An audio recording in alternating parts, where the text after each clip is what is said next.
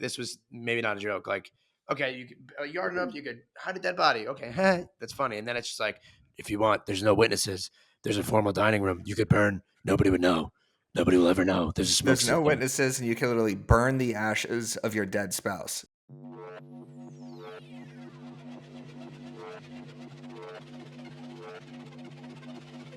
Hello, everybody, and welcome back to the most underrated podcast, not only in real estate, but on planet Earth. My name is Dan Oneil. I am El Capitan of Broke Agent Media, aka BAM, the best media company on planet Earth. And listen, I know I'm wearing a diabolical hat here, but you know what captains do, Eric? Captains show up when they're needed. Captain Byron is on vacation in St. Barts with his feet up right now, drinking probably a Corona, maybe. He doesn't probably even drink Corona. He's probably drinking a Clase Azul on the rocks with a stogie in his mouth. And you and I are sitting here pushing envelopes like we do. And speaking of that, here is my co-host, Mr. Eric, the Broke Agent Simon. Eric, how are you doing today as you man the ship that is Broke Agent Media? I'm doing fantastic. I love the hat because it's the peacock effect, right? It's like how Ryan Pineda dyes his hair pink or red or whatever. So every time you scroll through one of his clips, you almost have to watch, and then you realize you're just watching because he's got something on his head. So love the hat. Great move for content, although you do look like you're meandering around like Miami and little Cuba or something, looking for little Havana sandwiches. Oh, man. Yeah. Oh, man. Well, we're also joined today by returning guest and fan favorite, and maybe even my favorite. I always say it. Mr. Smile himself, the man, the myth, the legend from sunny Sarasota, Florida, Mr. Dan McKinnon. Dan, your hair looks incredible, buddy. How you doing? I'm doing fantastic, man. And I'm so excited for today's episode because I do think it's going to be one of the fan favorites, mostly because of the YouTube clip that will center around that hat. Exactly. Oh, yeah. And we also, I believe, for the first time ever in Walk Through History. So welcome to the show. It is our pleasure to introduce to everybody Miss Emily, if you don't know her by now, Miss Emily McAllister from Greenville, North Carolina, with Yes. Real Brokerage. Emily, how y'all doing? I'm doing great. How are you? I'm doing good. I'd be better if my ticket down there would go away from when I was 19 years old in college and I got an open container ticket, but that's neither here nor there. With that said, on today's episode, getting right into it, we are talking Zillow homeowner and seller buyer trends, consumer trends. We're talking marketer of the week. Maybe Tony B's on the episode. Who knows? We are talking about a murderous, you know what? We'll get there. A murderous listing. We're talking about one of the craziest listing descriptions I've ever seen. We're getting inside the seller's head, breaking down this Zillow report, marketer of the week. We're talking the commission lawsuits, and we're going to talk about what we're thankful for, Dan. How about that? That's how we're going to cap it off in this Thanksgiving episode. I love it. So are we not doing an episode next week? Okay. No, we're not. All right. Happy Thanksgiving, everybody. Hey, make sure you like, you comment, you subscribe. Make sure you follow Emily, Dan, Eric, and do not follow me. Topic number one. Make sure you also subscribe to BAMX. Topic number one. Inside the minds of home sellers. This is a Zillow Consumer Trends findings. So the BAM key details. In 2023, Zillow Consumer Housing Trends Report is in with a revealing snapshot of today's seller, including demo, behavior, preferences, and according to one of the findings, 92% of sellers report using a real estate agent to assist them with the home buying and selling process. I mean, I feel like we kind of knew that already. The report also found out that lower commissions are becoming increasingly important to sellers, with 62% saying it is of most importance to them in 2023. I took a few different notes here that I wanted to go over really quick. This is a long article. It is a great read. Everybody should go through this. So the top things here, according to sellers, why they are buying or transacting are relationship status. So most sellers are married or in a committed relationship, 70%, while 15% have been married in the past, and another 15% never married.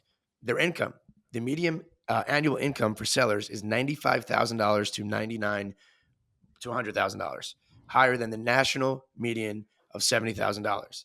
The typical U.S. seller is 45 years old. The typical renter is 39, and the typical buyer is 40. That's a weird little that people have been doing for 20 And years. what about people ages 20 to 40? Are they just not living in homes? They're What's living with going their on parents. So, right, Dan? Yeah, no. so the other part of this article that I loved was what sellers want in an agent. And most sellers, I believe it's 90%, two out of five sellers find their agents online. What sellers want in an agent, I wrote down a couple here that are highly important. They want a trustworthy, they want a responsive, shout out to Dan McKinnon, a local and neighborhoods specific knowledgeable agent, positive reputation in the community, and strong sales history. 84% want that. So, Mr. Dan McKinnon, Mr. Smiles, I will pass it to you, Mr. Communicative. What was your takeaway from this long article here? Any key points? Was any of this surprising to you? I mean, some of the stuff as we've seen the industry grow, I think a lot of the stuff is falling into what we're seeing in trends. But I will say there were a couple things that stood off the page to me. One of them being that 8% increase in finding an agent online. I mean, this isn't when the internet didn't just come out. So I would love to know what has changed. Are people leaving the industry that are older? Are people not really happy with what happened? But 8% is a good jump in a year of saying, hey, I found my realtor online. That's just wild to me. The other things that I think that were pretty interesting were 64% of people were thinking about renting their place before selling it. That's an astronomical amount. I mean, I talk to so many people that say, I absolutely need every dollar from this home to go make a move, a lateral move. And so I thought it was super interesting because maybe we are getting to an era where people are looking at it as more investment model, more, hey, this is how I can build wealth with my family, which I think I'm here for. I'm all about people, not selling a house. If you can rent it out and build that, that's great. But the other things were local. I mean, if you're not doing local stuff, if you're not diving deep into what you sell, which is the neighborhood, it's not one house, it's not one street, it's not one community, it is the neighborhood. So if you're not local yet, you're missing out. But if you're an agent, you got to dive through this entire article. It was super awesome. Hey Dan, you know what I love? Number one is the Sarasota Sip and Says on Fridays. Like I love, and I was telling Emily this too because she's from North Carolina. Up here, people walk past, they give you the finger. They hock a loogie at your office. Down there in North Carolina, in Florida, everyone's smiling ear to ear, Everyone right? They're loves happy. it, So everyone loves it. So when we it's did that that personality. It's having thing, personality and having an actual genuine human interaction. I think most people are looking for, unless you're in New York. and the People are like that community. in LA. In LA too, they're just heads down. Like I don't even know my neighbors' names, and I see them basically every single day. That's like we walk our dog around Brentwood. No one looks at each other. Nobody talks to each other. And I was just in Toronto, and everybody, smiles. They look at you. They look you in the eye. It's very friendly. It's a completely different vibe. It's crazy how these different cultures just interact with people on the street. Emily, what was your biggest takeaway from this article? Did you find any of this? I mean, the fact that people like that number of 40 to 39 to 41, like that kind of stood out to me. That was a little, a bit odd, but what are you seeing in Greenville, North Carolina? I think the statistic about how many people consider keeping the home and renting it out versus actually putting it on the market is super interesting because I think over the past couple of years there really has been this shift in with the perception of a consumer that real estate is a finite asset. Like we always kind of understood that nobody was making any more land, but because of the market behavior over the past little bit here, people actually kind of have absorbed that concept a little bit better. And so I think there are a lot of people that are looking at properties that they have really low mortgage payments on, seeing that they can rent it, pay that mortgage and then some, and then hold on to that asset, whether it be just for the short term or for like more long-term gain for investment property or for their children or et cetera, and are really heavily considering going that route versus cashing out and taking the liquid and moving on.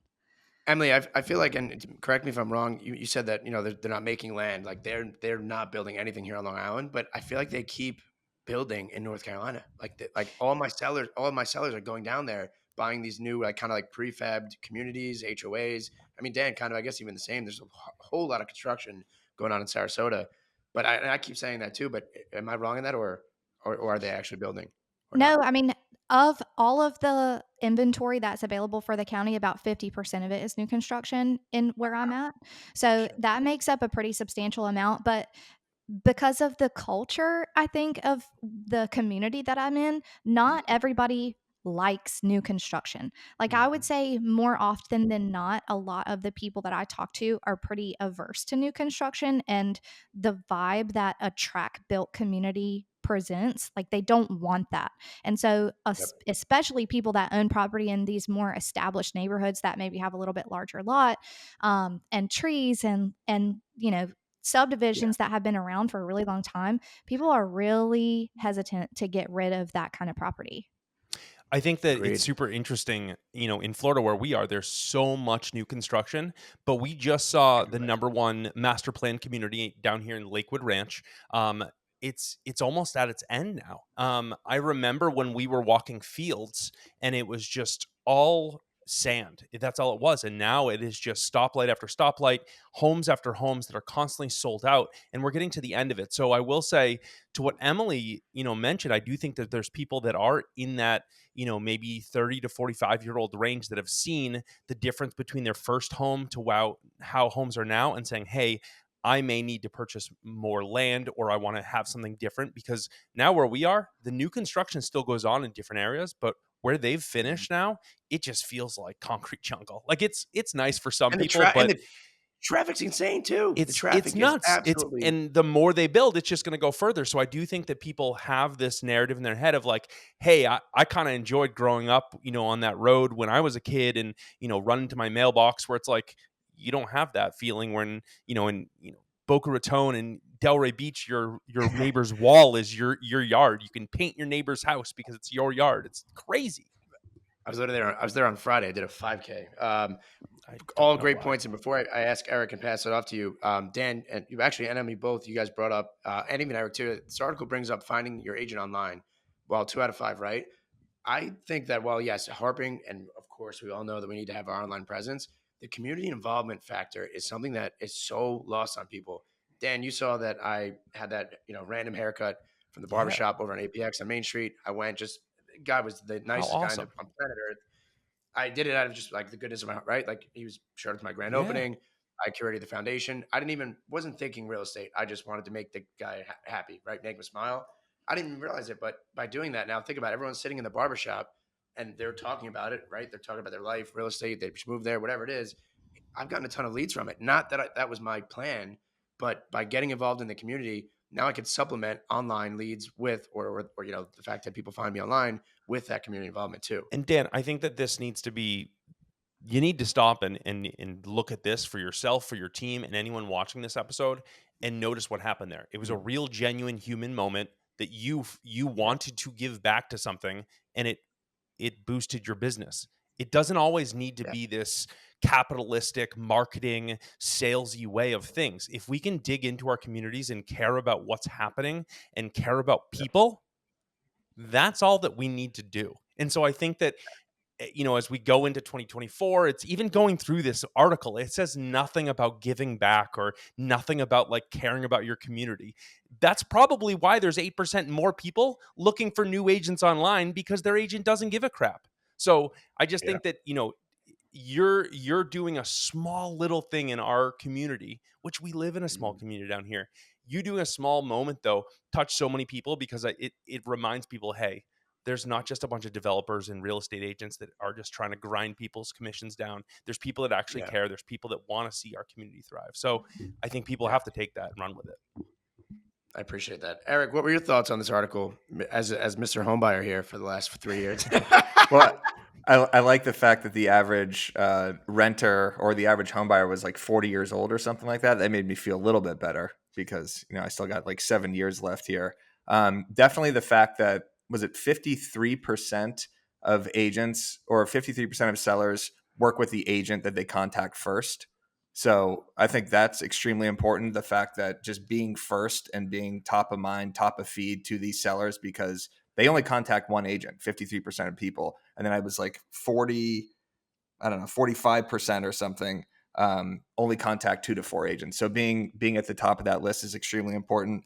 And then also the fact that Dan said about how more agents care about commission now than they ever have. That number is just going to keep more, more, jumping, more, more especially with these sellers, commission More lawsuits. sellers. more sellers Yeah, more cared about. sellers. Yeah, right. Yeah. Yeah, 62% in 2023, 57% in 2022, and only 50% cared in 2019, 2018. So that number is just going to keep going up, especially with these commission lawsuits. Well, So I mean, it's it's all not even about having those necessarily conversations. just the commission lawsuits. The fact that, I mean, we are in a tough time right now, right? We are Yep. in, not people aren't making money. They don't have the money, right? That we did maybe a couple of years ago. But anyway, so great topic. I love that all of your guys' points. Definitely check out this article. Great article by the BAM staff. Speaking of money, speaking of being trustworthy, speaking of being the best in the business, speaking of being online Eric, what do we have for the people here? Do we have something here? Yeah, if you want to stay top of mind in the sellers, be one of those first agents that your seller reaches out to. Being in the 53%, you got to join BAMX. It is the #1 edutainment platform in real estate. We have courses on Instagram, green screening. We have biweekly masterminds and YouTube accountability. Byron just went over his 11-point plan on what agents should do after the commission lawsuit. So it's literally $10 a month if you join the annual. Prices are going up December 1st, so get in now. Use code WALKTHROUGH. There's a link down in the description. Become a BAMX member. We got a Black Friday special or something around here? Oh, we are. Yeah, we're gonna get a Black Friday special. Oh, yeah.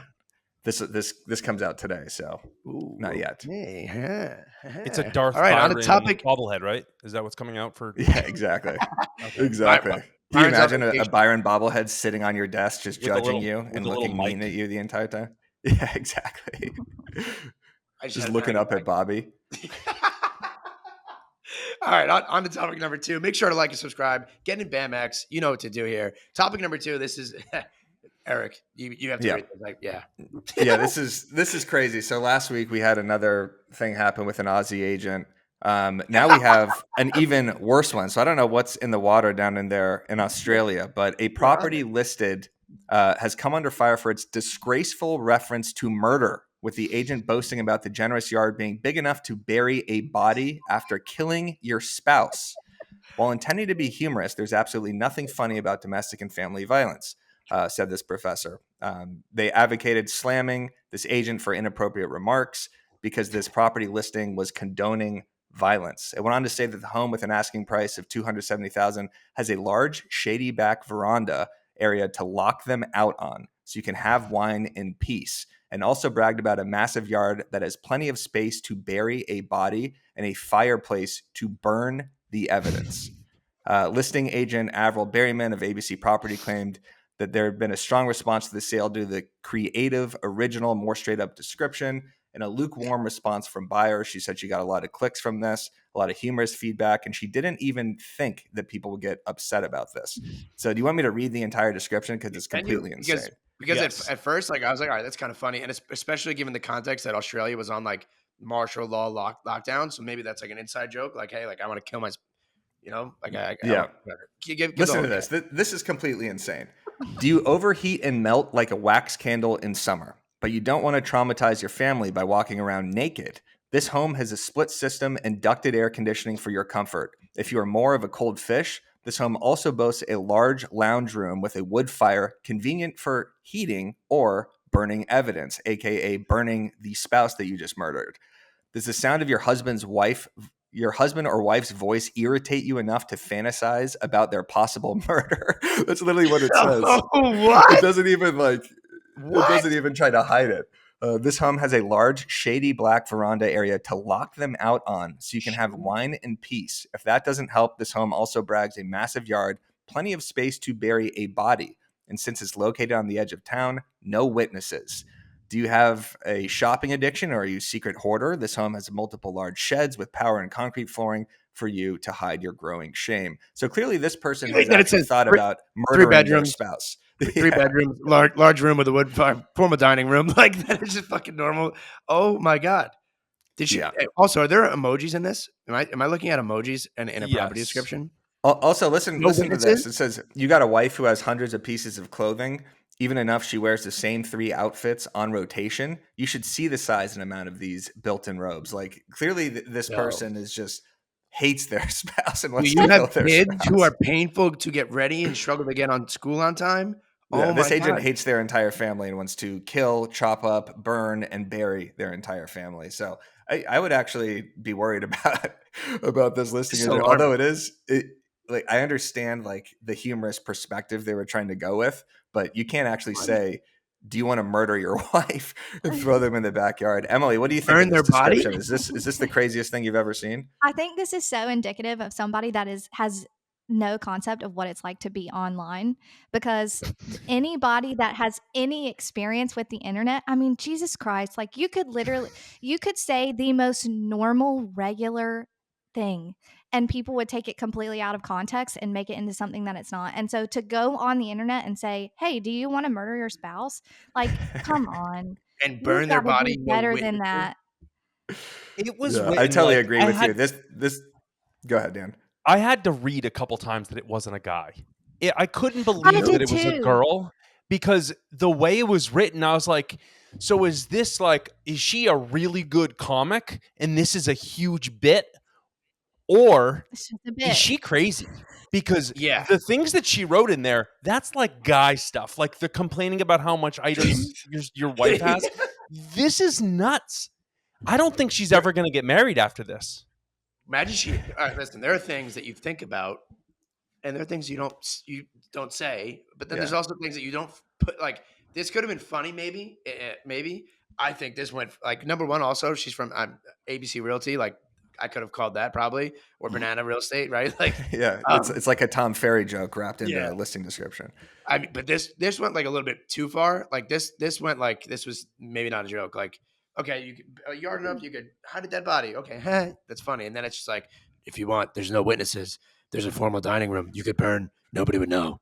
Nobody will ever know. There's a smoke There's no system. witnesses, and you can literally burn the ashes of your dead spouse. So they're talking about how you can murder them, how you'll be separated enough for the murder, the fact that you don't Nope. hear anything if you're drinking wine. chainsaws. You're separated enough for their dying, rotting corpses in the ground. Like it's crazy. There are 15 oil rigs filled with acid already waiting for the dead bodies to. There's no police station within 2 miles. You will 100%. You know what get I away love with about it. this too? I mean, No is cell that phone service anywhere. she said that she had a straight up description that received a lukewarm response from buyers. What listing description Like, it was ever shocked. gained anything more than a lukewarm response? The only lukewarm, the only This people one. that were reaching out to her is the fucking FBI. There ain't no buyers. It's the feds. She's attracting serial killers and FBI agents. God That's forbid that's this the woman demographic ever for this find property. herself. God forbid this woman ever find herself in an undesirable situation, because this is pretty damning evidence. Yeah. It really Yeah, is. Imagine, and I don't want to put any bad energy out in the world, but imagine, never mind. Say it. You went halfway there. You may as well say it. Well, I mean, what kind of plot twist would it be if she actually got murdered at her house? Her husband killed her. You know, real like, estate clearly agent this is ashes found in Right. fireplace. listing. She Yeah, literally yeah, her own Yeah, listing. maybe she gave somebody the directions on how to. Oh, that would be so. What do you think her husband said to this? Her husband. maybe it sounds like her husband wrote this, to be honest. I mean, this really did sound like it was coming She's from the definitely perspective faking her of the- death, of and the I husband. think that we probably should look a little deeper into ABC Realty. It sounds like a little bit of conspiracy theory because I don't think that's a real company. I'm I getting. know. I'm think getting. she's faking The her cops death. are calling me right now. The FBI is It's not- literally on me right now, just from talking about murder and killing. I'm and sure they hiding. are. All All right, so listen to this. They did a vote on this page too about the percentage of people that actually think this is a good thing. It says 51%. Wait, let me see here. I think you're on the Zillow poll, buddy. I'm on the Zillow poll again. 53% Yeah. of sellers think. All right, let me see. Yeah, I think you're on the wrong poll, I man. can't I don't- find it. Okay, don't think- 51% No, it says say it's appalling. 51%. It's 42. appalling. Yeah, 42% say it was just a bit of fun, and then 7% are torn on the issue. I'm all for creative humor and ways to loop people into your listings, but talking about murdering your spouse, probably not ideal. It could have been a funny video, you know, like if it was joking, humorous, but like the tonality doesn't really come across in a listing description. Like I want to know how many beds and baths there are. I don't want to know that I can bury my dog back there, you know, and like burn him alive. Yeah, it's I crazy. guess it was Yeah. probably a bad move I'm that sorry. last month there was 6 women killed in Australia. So I would say it's like one of those like time and places, kind of like Emily said, is you may want to check the room before you make the jokes. Yeah. This person, like Emily said, clearly is not online and does not understand backlash and does not understand how people are looking through everything that realtors do with a fine-tooth comb anyway, including other realtors, including your competition, including buyers, sellers. Everybody wants to find stuff that realtors are doing wrong right now, and then to put out this description is completely psychotic. What did the broker say? Like I get fined, and what did like the MLS or like the association? I get fined weekly for putting the word open house in my listing description. This person is literally just admitted to murder, like just had a manifesto on their listing property description, and I'm getting fined $50 for my MLS. I'm quitting. I'm out. I'm leaving my board. Sorry, I can't. I take that back. I can't do that. I mean, But it's that's Australia. insane. Those people are wild. Australia Hey, is basically a very large continent that is just Florida. Right. Very true. It is. That It's is very true. Maybe that's why I identify a little bit more with this woman. Yeah, Do you, Dan? exactly. Do you, yeah? You can relate, buddy? Oh, geez, man. Well, speaking No, of this is relatability here, let's move on to topic number 3. Topic number 3. This actually ties in perfectly here. Make sure to like and subscribe. Let us know, by the way, what you think. If this was funny or if this was like this person should be jailed. Sorry to put this person on blast, but ABC Realty, yeah, you should probably go over your code of ethics there. All right, this flows perfectly into topic number 3. Going into the media and opinion. This is an opinion-based article from CNN. The top 6% real estate commission is doomed, but we're not going to talk about commissions. We're going to talk more so about just the media and the overall sentiment of how people feel about agents right now. And that's why this ties in perfectly with this, because of that exact reason right there. This listing agent is going on talking about murdering her husband on her listing description. Everywhere you turn in the news. I mean, I think we have a tweet actually too, Haley, if you could pull this up. My Twitter is just politics and straight and sports and just how much we are all Twitter's tough right now. Yeah. So this tweet that's about to pop up here basically explains the sentiment that a lot of people feel towards realtors, and reading about these commission lawsuits and feeling like they got squeezed out of commissions and that agents are just doing everything to. Here it is. So from Builder Monk, America is figuring out they don't need real estate agents. A lot are overpriced and lazy. Change is coming. Change is coming. Emily, what do you think about the overall sentiment right now going on about real estate agents? I mean, we have real estate rap wars going on. We have murderous listing descriptions. We have lawsuits.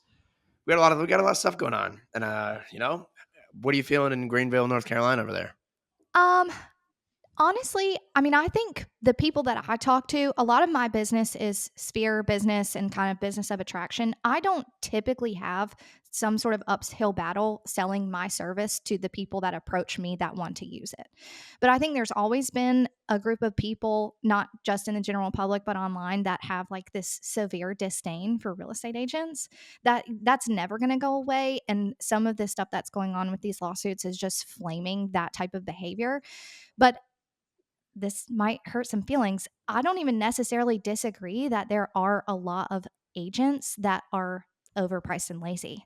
Like, I think that there are a lot of agents that just don't, the professionalism and the service level that is offered and provided just is missing. It's just not there. And so I think that some of this that is happening at the higher level with these lawsuits will weed some of that out. And I think that it kind of needs to. Like, I deal with it. I deal Ooh, with it hot all of take, the Emily. time. I deal with it all the time where I have an agent Mhm. on the other side of a transaction that just And you want has to kill no him? business for one reason or the other.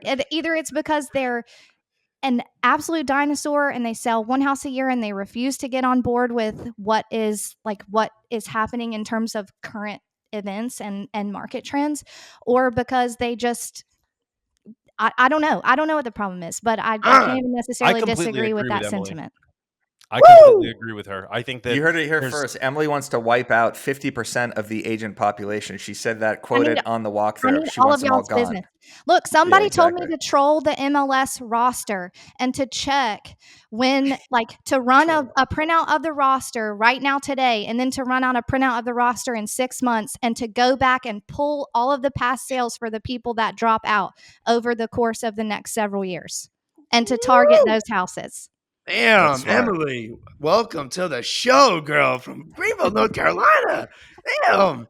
Dan, how are you going to follow that up, buddy? I mean, by the way, it looks like you're not at the pool, but it looks like you're at the indoor pool and you're watching your Yeah. swim right now with that background, Yes. just saying. I mean, always on pool duty. So yes. No, she couldn't have said it better. She couldn't have said it better. Maybe people need to start tuning in about being the expert broker or the knowledge broker, because there's just so many people that we're still joking about people taking iPhone pictures for listing photos, and we're still joking about hidden lock boxes, and we're still joking about call the list agent to make an appointment. I just think that there's some things in the industry that need to change, and I think that the only way to change these things is drastic stuff. Now, I think that the media, unfortunately, has had a fun road with it here because they're, it's easy to pick on realtors because there's really no one face to it. There's really, NAR is an absolute disaster right now. There's no one face to stick up for the industry. And it's easy to go after because politically speaking, you're not going to go after the Fed and you're not going to say rates are absolutely ridiculous. It's not affordable to buy a home. Inflation's out of control everywhere else, that you're now pushing everyone's budget in general. So I think that everyone has a frustrating boiling point right now, and the easiest thing to point at is someone that is out there that looks like they're making a lot of money, when if you broke down our expenses, hate to say it, friends, we ain't making that much. So I don't know. I think the media, just like everything, is just going to have to weather the storm, deal with some of the repercussions that come from it. But it's always, the bottom 30-40% that are killing us. Yeah, I mean, at the end of the day, too, we're also not doing ourselves any favors. That's Oh, really no. the biggest thing, and we're just the low hanging fruit. We were one of the only businesses that were fortunate. I don't even want to use that word, but during COVID, that still had business and were making money while everybody else really was having a tough time. So we're the low hanging fruit, and we just are not helping ourselves out. I think it also doesn't help that a lot of people have been burned in the past by a realtor, by a real estate agent. The moniker of us were that we were always used car salesmen or saleswomen, Emily, and trying to like dispel that, right? And listen, there are 45,000 agents in my board, in my association.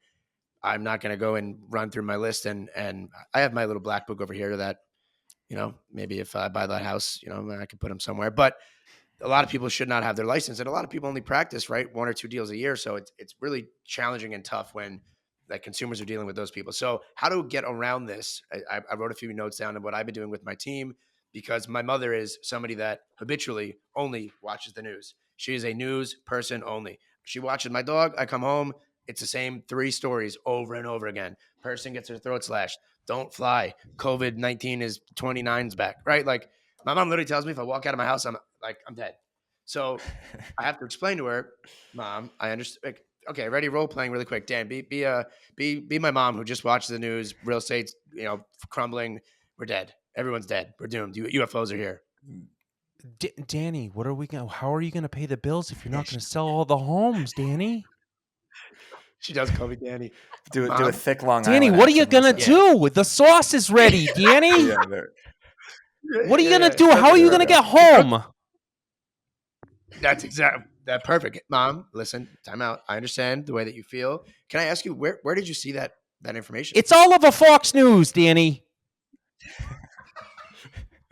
I saw it on Breitbart. That's Boston. All right. Okay. Listen, Mom, I totally understand. Let's get you on a Netflix. Maybe let's get you off the news channels here. But I do understand the way that you feel. I totally get it. I understand. But I'm going to show you some stats and facts rather than maybe some opinion. And then you tell me how you feel afterwards. So here's what's actually happening in the marketplace. Here are the transactions. Here's what's going on. Here are the rates. Boom, boom, boom, boom, boom. So using stats and facts over feeling, and also coming in a place of empathy, right? Like not just being combative. Like, no, what are you talking about? The market's not crashing. This isn't happening. I totally understand the way that you feel. Where did you see that? Here are the stats and facts. Also, role playing and practicing and knowing how to articulate what is going on in our industry, in the market, with the CPI report. I didn't even know what CPI was until about a year ago, if I'm being totally honest with you. But now I do, right? So recognizing and role playing and going over these and stating the stats and facts and realizing that people have been burned by agents in the past. So you have to make yourself stand out, be different, separate yourself from the rest, and be a knowledge broker. I think that you hit like Eric? a huge point, Dan. Sorry, Eric, I'm going to cut you off for a second. But I don't know if you were calling for him to talk or not. But anyways, I think that it's I was just calling him a knowledge broker. okay. I think it's super, super important to bring people out of that reality. The reality of Fox News, the reality of CNN, the reality of Netflix selling Sunset. We all make a 150 grand on a commission check.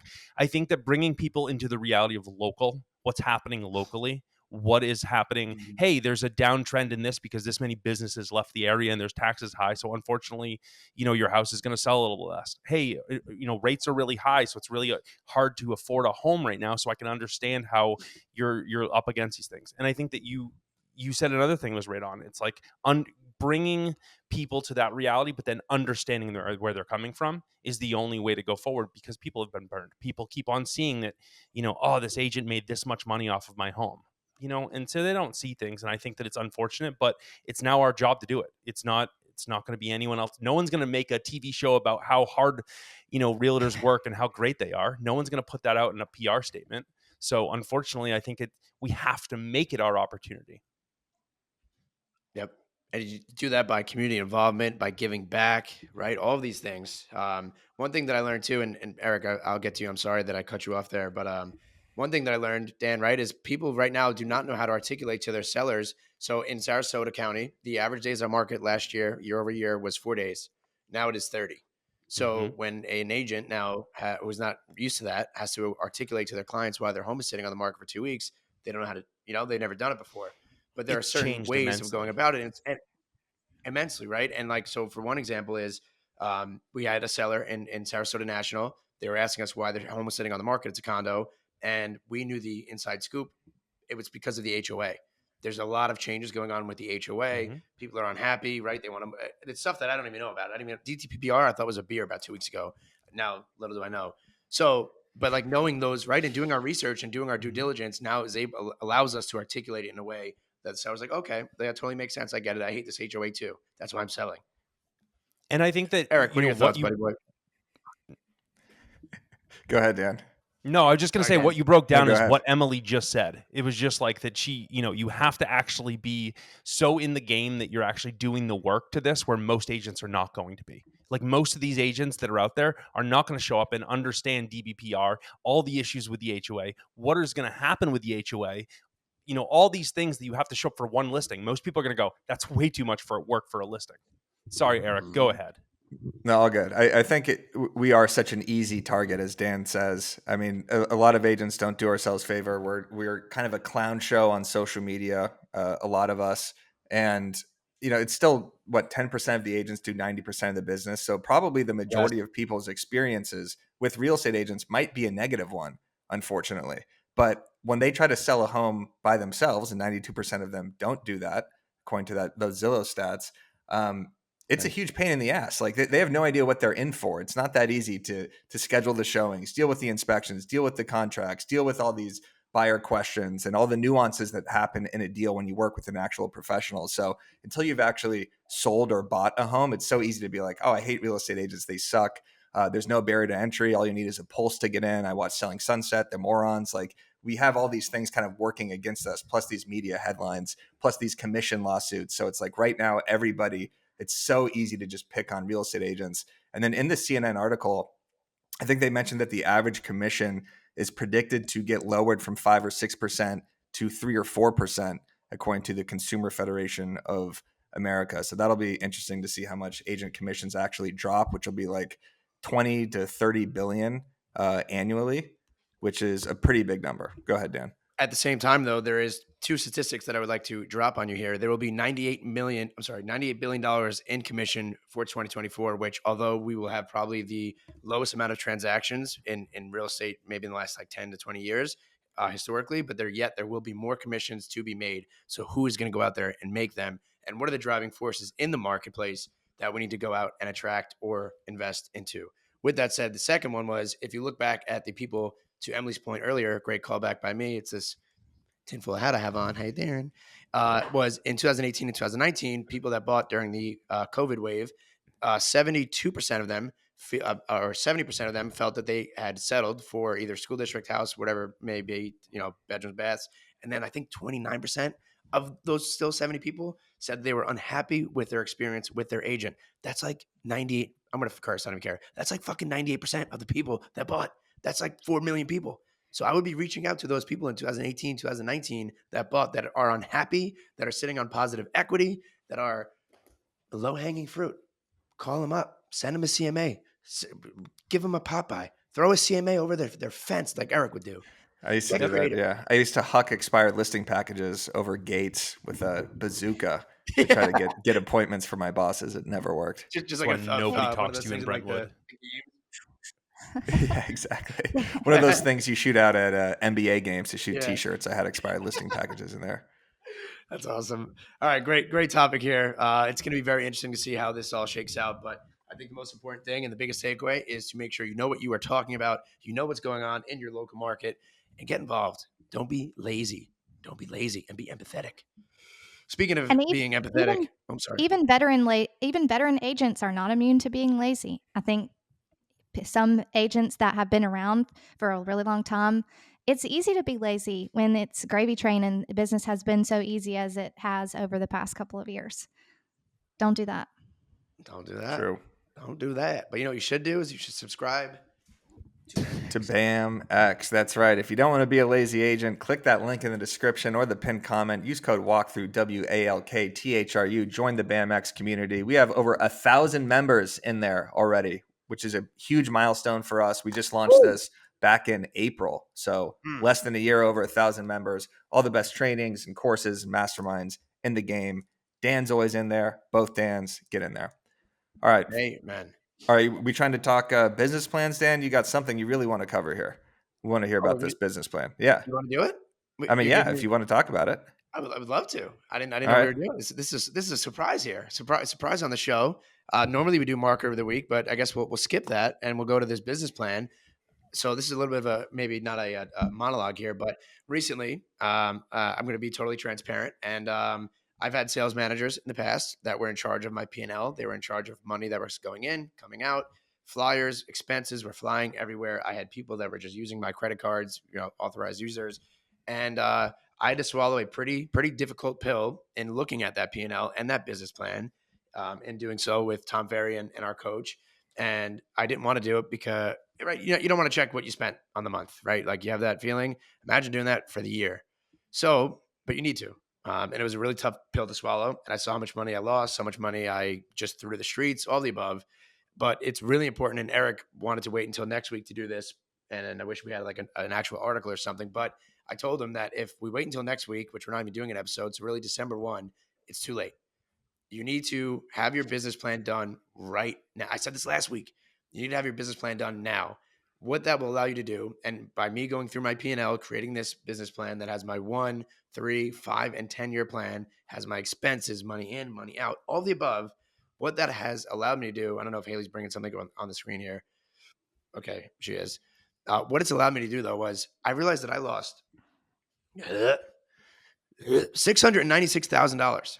That would have been net income in my pocket, or because of lackadaisical SOPs, things that weren't, checks and balances and having the wrong people.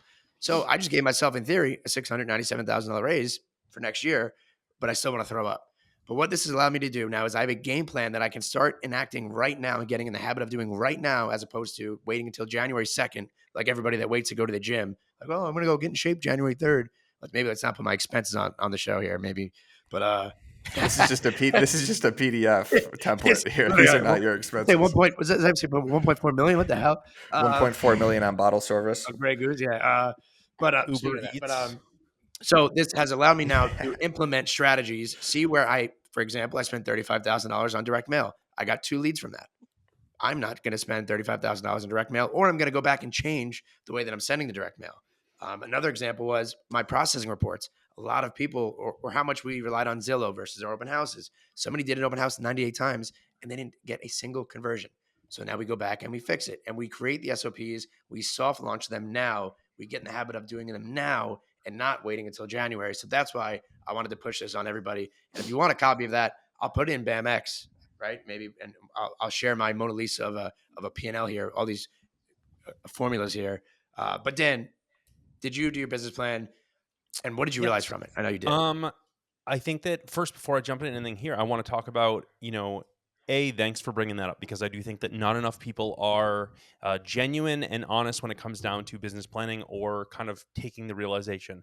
And I want to look at, one of the things that you said is no one wants to look at how much money they lost, right? And I think that one of the key things that we need to do as agents this year, going from this business year into next year, is look at analytics. And those analytics don't just have to be social. They could be sales analytics. They could be conversational analytics. Look at everything you have going on. Throughout this episode, we've talked about how clients are looking for new agents different ways, how people settled for homes, all these different ways. Look at your analytics on how you got clients, how you lost clients, how you got opportunities, how you lost opportunities, and bring that forward. Because I think that even what you went through, Dan, and saying, I didn't want to look at my expenses, and then you looked at how much direct mail, 2 leads, it's not going to pay for shit. So I think at the end of the day is one of the biggest things that we want to do as entrepreneurs, as human beings, is always think about the new ideas, the new stuff that will propel us. When we don't want to spend the time looking at our own business and say, hey, look what brought us here. This is what worked. Let's double down on that. Let's triple on the things that worked, and let's X and let's squash the things that didn't. And let's not get scared about cutting money. Like, let's not get scared about cutting things that we think are going to work.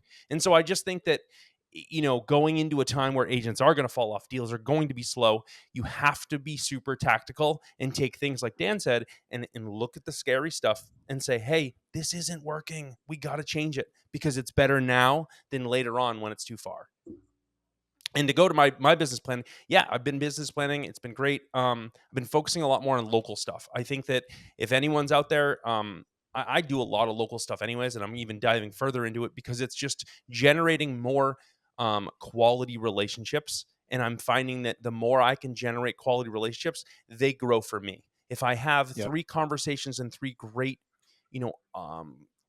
good relationships with different people in the community, those will blossom where those 3 people will tell 10 other people. And then I'm into 30, but yet it's less work I have to do. So for me, it's been a lot of local stuff. It's been about consistency in marketing because I do think that, for me, I'm just like everybody else is where it's like, I see something new and fun and I'm like, I got to get on that. Yet I throw away my plan every single time. So for me, I think 2024 is going to be a big consistency model for me of just staying consistent on a couple simple things that I know will do the trick. Yeah. Eric, did you see, and maybe Emily too, did you see Tom Toole? He put up a post yesterday of one of his agents. They track every single one of his calls. This kid made like 1,700 calls in like 90 days or something. They had his exact conversion ratio, how many appointments he had, which I think was 5, turned into 3 deals, 3 accepted offers. Kid's jacked up, like absolute beauty of a kid. And yeah, he had every number like to the T. If I asked 100 agents, if I walked down here to my local board, and if I asked these agents if they were tracking and measuring, if they knew how many calls it took for an appointment, if they knew what their conversion ratio on Zillow was, if a team leader knew what their cost per agent was, they would all say no. You couldn't find 10 agents that did 1,700 calls last year. No. Emily, do you have a business plan and track and measure? I do. I pay pretty close attention to analytics, more so on the side of like lead conversion and how many calls does it take to do. I am probably where Dan was a couple months ago, terrified to look at my expenses. But that you really do have to like get over that, especially if we are going to move into a landscape where commissions are going to be harder to negotiate with consumers and people are going to be a little bit more sensitive to price tag, because you have to, it'll do 2 things. It'll give you the confidence to know that I know what all of the expenses are to a T that go into taking this listing versus not taking this listing. And so it will, if you are in a position where you have to walk away from a client and say, I know that's all you're willing to pay, but I just can't do it for that, then it helps you sleep better at night and it helps you justify better to your client. Like, these are all of the things that go on behind the scenes that are going to be done in an effort to sell this house. You need a game plan, right? Bill Belichick and Tom Brady, they didn't go out there without a game plan and win all the Super Bowls. Haley, I'm going to wrap this up here. Can you please pull this up? By writing this out and having this, I can now go back and look at from 2020, 21, 22, 23, and I write down my goals and I write down 5 years, 10 years, and my 1 year. And I don't know if you're watching, listening, or if you can read this, but if you look at my, I can't really read that good. If you look at my why my vision, right? This is what I wrote down a year ago, last January, that I wanted to have my own philanthropic foundation. I completed that this year. Whatever. If you're watching, you could see this, right? I wanted to have a team in Florida. We did it. I said, buy my dad something, my stepdad something, my mom something. I accomplished everything that I'd written down on this, which is amazing, right? And then I just continued to move the goalposts. But the only thing that I didn't do on this, 2 things, was open up an office in South Carolina, and I'd not have a Bad Bunny concert in my backyard. So I will translate that to my 2024 business plan. But with that said, you need a plan. And you know where you can get the best plan from, Eric? Wrap this up, baby. The best plan you can get is from BAMX. Get in now. Code walkthrough, promo code. That's an episode. Right. Thank you, Emily. But Dan, we didn't even do what we're thankful for. This is the final. Shit. This is the final episode before Thanksgiving, so we'll run that really quickly. Emily, what are you thankful for in real estate or just in your life? Thankful for in real estate. I'm thankful some days, most days, for the internet and for the platform and the opportunity to be able to connect with other agents all over the country. Um, and I have a 15-month-old little boy that I'm super thankful for. He is like the best thing ever on the face Hell of the yeah. earth. That's awesome. Congratulations. Dan, what are you thankful for? I'm thankful, man, just to have a business. And I think that a lot of people. It's so easy to look at projections where we should be, our goals, where our friends are and our peers are, and it's so easy to even hear Dan and his goals and try to think like on that schedule. But you know what? I'm thankful for where I'm at. There's many years and many times that I wanted to be exactly in my moment right now, where I'm sitting and all the problems that I have. And I think that it's been more important for me to take those times and say, hey, I'm happy for this absolute mess with my 3 kids jumping all over my crap and loving life. So I'm thankful for where we're at, that the fact that we can wake up every day and have the stresses we do in this beautiful country that we live in. So yeah. Man. Oh What yeah. about you, Eric? What are you thankful for? I'm thankful for you, Danny Deals. I'm thankful for Emily, Dan McKinnon, anybody that participates in anything that we're doing at BAM. It's just been awesome to bring in so many new voices, not to just this show, but to our community, and have such great support in the real estate space right now. This has been a crazy journey for a year and a half, starting this media company and starting the Broke Agent in 2015, and just seeing how people have accepted and appreciated and reacted to and interacted with our content over the last year and a half has been incredible. And like the people want to get involved, that we have creators that we're constantly bringing on, and we're doing nonstop webinars and these live events, and just seeing like the energy around it and going to conferences and having people talk to us and them showing that they're actually enjoying what we're putting out has been awesome. So I'm super thankful for the real estate community for embracing BAM and the Broke Agent and everything that we're building. What about you, Dan? Amen. I'm grateful for my health, my family's health. I'm grateful to have all of you guys in my life, and I'm grateful Pitch to be able that. to make a difference every single day. I'm grateful to be able to make a difference and make people smile and make people happy. What is this pitch right here, Eric? What is this? What is that? That's a curveball. Uh-huh. Or is What that is a this? slider? What is this? What is this right here? Hold on. What is this? That's a fork. Nope, Circle that's change. Throw me a circle change. Uh-huh. What is this? What is this, Eric? What is this right here? What is What is this? that? The Right here? baseball Oh, historians that's of America right that's now. a 4-seam fastball right there. That's a 2-seamer. That's a 4-seamer, dummy. Come on now. All right, ready? I can't see it. It's Happy, blurry. Pitch it to me. happy Thanksgiving, everybody. We're grateful for all of you. We appreciate you all very much. That was a 78-mile-an-hour fastball. That was a 7.9 episode out of 8. Let's have a day. Happy Thanksgiving. Enjoy your turkey. Follow Emily. Follow Dan. Follow Eric the Broke Agent. Don't follow me, please, for the love of God. Join BAM. Promo code walkthrough. How you doing? That's an episode.